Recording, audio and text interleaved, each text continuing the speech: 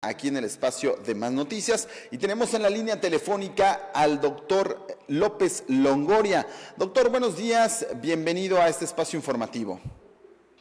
Buenos días, Alejandro, con el gusto de estar en tu medio, a la orden. Muchísimas gracias. Cabe resaltar que el doctor López Longoria es la voz oficial para el tema del COVID aquí en Zacatecas. Doctor, actualmente la estadística de mortandad en Zacatecas con relación al tema del coronavirus, ¿cuál es? ¿Cuál es la prevalencia con relación a esta mortandad, a los recuperados? ¿Cuál es esta estadística en nuestra entidad?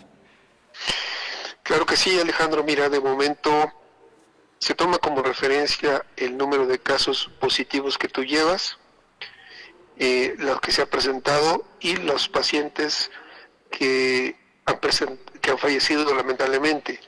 La información de ayer cerró con 6 pacientes fallecidos, sin embargo, hoy en la mañana se informó ya del 7º paciente. En este caso es un masculino de 54 años de edad que tiene su residencia en el municipio de Jerez y que prácticamente desde que se hizo el diagnóstico por el problema respiratorio que presentaba, fue necesario ingresarlo en la UNEM COVID, la que está aquí en Guadalupe, para su atención. Lamentablemente, la enfermedad que el paciente presentaba, la comorbilidad en este caso de hipertensión arterial crónica, sumado al proceso respiratorio, hizo que él presentara una evolución inadecuada, a pesar de tener prácticamente el apoyo de un respirador, de recibir oxígeno prácticamente al 100%, de estársele administrando medicamentos que ayudan a mantener la presión en valores adecuados y del trabajo del corazón.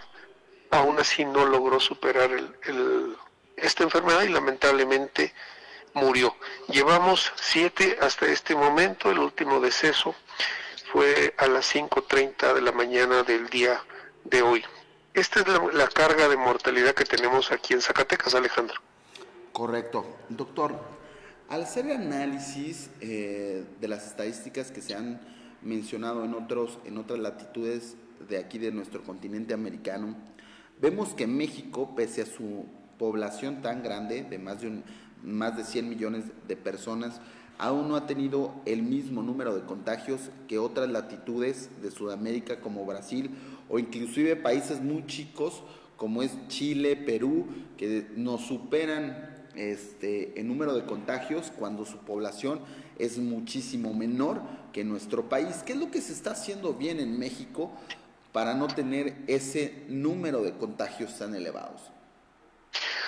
Claro que sí, Alejandro. Mira, son acciones que se tomaron por gente que está muy vinculada a aspectos de salud pública, que empezaron a monitorear el comportamiento de esta enfermedad desde que se presentó en China y que le dieron continuidad cuando llegó a Europa, donde vimos los escenarios que provocó en algunos países como Italia, como España, como Francia.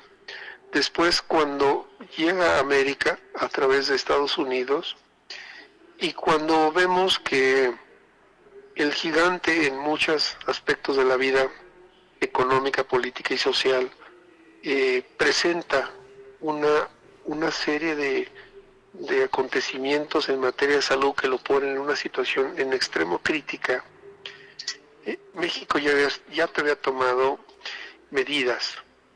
En primer lugar, se reestructura el sistema de salud. Y nosotros tenemos un sistema de vigilancia epidemiológica de manera permanente para darle monitoreo a las enfermedades que ya traemos, a la carga de enfermedad que ya traemos. Pero en 2009, Alejandro, nos dejó una marca especial porque tuvimos la epidemia de influenza.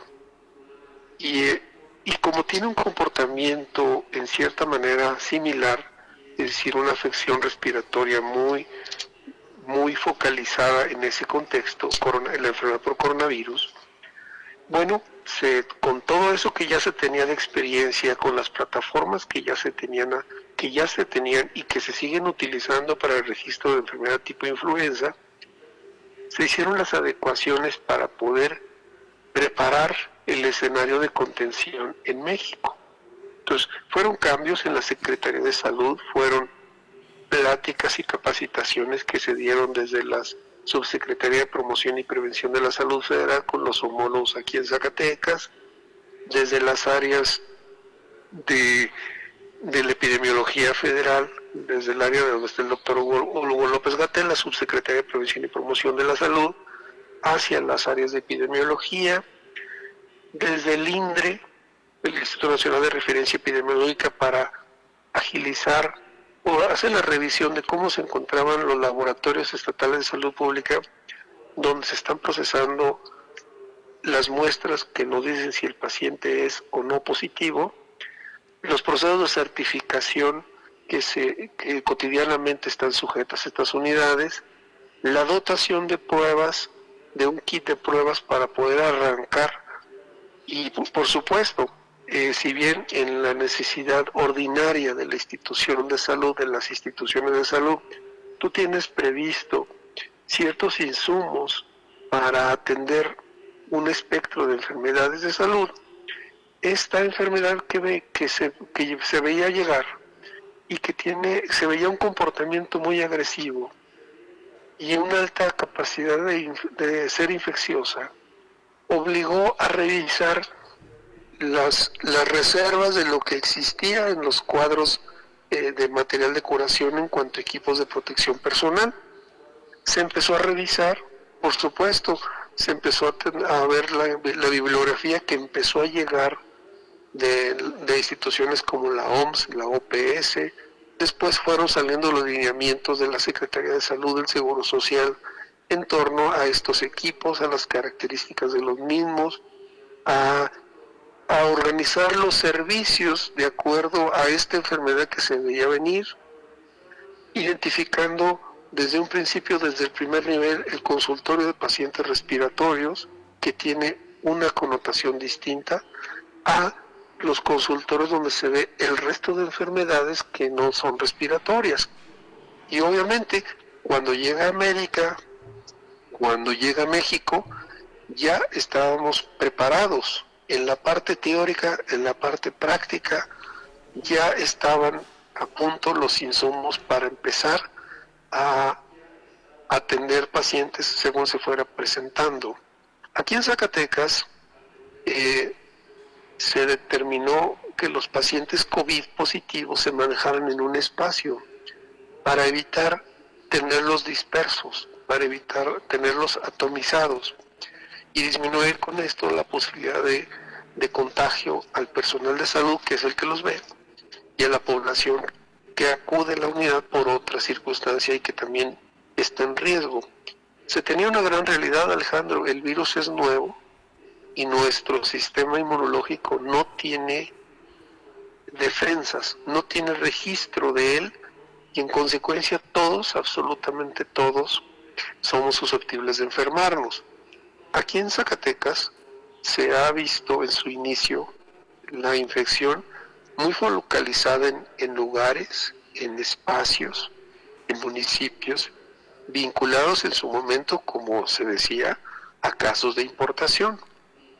Es decir, personas que llegaron de Europa, personas que viajaron de aquí a la Unión Americana y al revés, como el primer foco. Después, los que se derivaron de estos. Pero en este momento, Alejandro, tenemos ya, de los 69 casos, tenemos ya evidencia de transmisión comunitaria. Es decir, ya hay transmisión local en Zacatecas. Y en este sentido, el riesgo de que una persona sana se infecte es muy alto.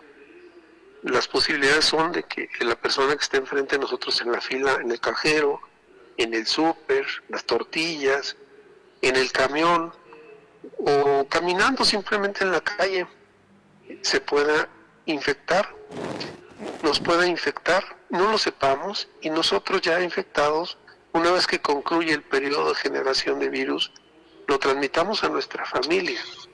Ese es el riesgo máxime, Alejandro, porque en muchas de las casas de nosotros pues viven nuestros padres, porque se han quedado solos, porque necesitan apoyo económico, de alimentación, máxime cuando tienen alguna secuela física que les impide ser autónomos. Esto naturalmente incrementa el riesgo. Esto es parte de la organización que se hizo en México y cómo se fue replicando aquí en Zacatecas. Entonces, siempre fue una respuesta más acelerada, adelantándose a procesos.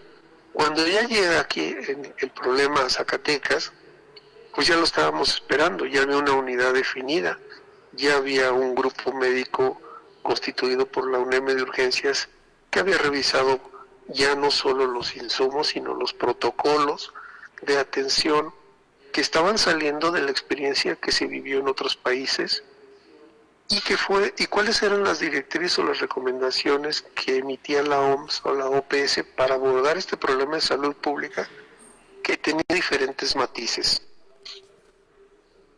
Muy bien. Doctor Longoria, quisiera ir finalizando esta entrevista. Sabemos que sí, claro. tiene una agenda muy apretada y agradecemos su tiempo. Quisiera nada más preguntarle cuál es el escenario que se avecina para Zacatecas con relación a esta pandemia. Claro que sí, Alejandro, con mucho gusto. Mira, trabajamos en base a modelos matemáticos. De una semana a otra aumentaron 30 casos aquí en Zacatecas, sin respetar sexo o edad. Ya vimos nuestro caso, el que ha llamado la atención, un menor de 5 meses, y también personas de edad mayor. El último caso que tenemos ingresado tiene 82 años, es decir, no respeta la edad. Hasta este momento, esta cuarta semana, empezamos desde la tercera semana de abril, pero esta cuarta semana y la primera de mayo son especialmente de riesgo, porque es cuando se tiene la expectativa de recibir un mayor número de casos infectados. Al tener justamente la transmisión comunitaria que te señalaba hace un momento, el riesgo de que se infecte es muy alto. Y en este contexto, Alejandro, al saber que no hay una vacuna ni un tratamiento específico, la mejor medida que se puede tener es no exponerte, y para ello la recomendación seguirá siendo que te quedes en la casa. La lógica es muy simple, Alejandro. Si tú te mueves, el virus se mueve. Si tú estás sano y te quedas en tu casa, no te enfermas, y tampoco tu familia. Si tú tienes que salir a hacer una actividad esencial o atender necesidades de la casa, del súper, procura hacer en un solo momento tú solo, para que seas tú el que salga y no toda la familia. Y de esta manera evitamos contagios. Pero si tú, por otro lado, tú ya estás enfermo y no lo sabes, tampoco infectes y no propicies que la gente se siga infectando. Por la razón siguiente, Alejandro, mira, aproximadamente de 10, un 30% se infecta, en 5 días se genera la infección a partir del contagio, en 5 días su sistema de defensa genera inmunidad y listo. Él ni siquiera cuenta se dio que estuvo la enfermedad. Aproximadamente entre un 55 y un 65% desarrolla síntomas leves, pero sigue adelante.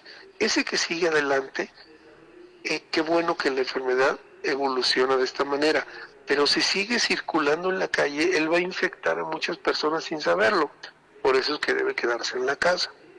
Y bueno, los porcentajes que restan son de las personas que o son adultas mayores o mujeres embarazadas o que tienen alguna enfermedad agregada, lo que se ha visto aquí: hipertensión, diabetes, sobrepeso, obesidad, como los factores que sacan de balance a una persona cuando llega al hospital, y pareciera que todo se suma y todo se descompensa, y esto restringe la capacidad de salir adelante, como lo hemos estado viendo en las personas que lamentablemente han fallecido. Entonces, esperamos una carga muy alta en estas semanas. Por eso la insistencia de que te quedes en casa, respetes esa distancia social de seguridad y no dejes de lado todas las medidas de higiene que se han venido platicando en estas semanas, estas 6 semanas ya. Correcto.